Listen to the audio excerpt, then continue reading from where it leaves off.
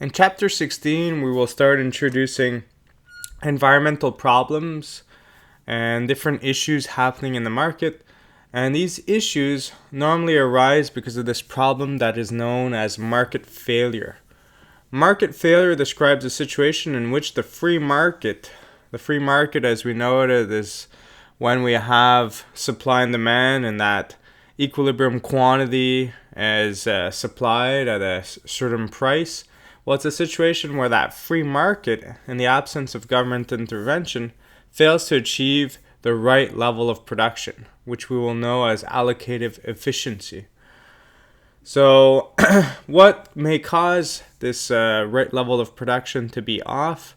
Well, it could be due to a few things, such as externalities, lack of provision of public goods, asymmetric information, are different causes that the government may want to try to correct, because with the presence of these problems, we have a situation where there's not enough goods or there's too many goods being produced.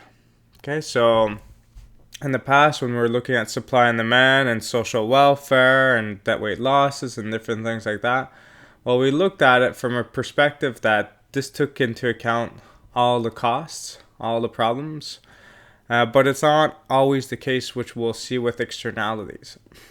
Okay, and sometimes it's just simply because there's this lack of information. So if you were to cross into Montreal and let's say for some reason everyone goes through by the same bridge and it causes massive traffic jams, well, that would be a situation of a certain failure, because if people would be allocated across all bridges in a certain way, the traffic would go through faster, everyone would get to destination faster.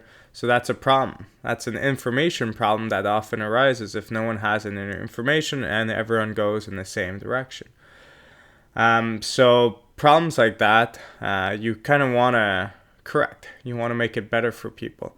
So that's why there's news broadcasts that talks about different traffic jams that there may be in Montreal. If you put it on a certain AM radio station, you'll be able to hear what's going on.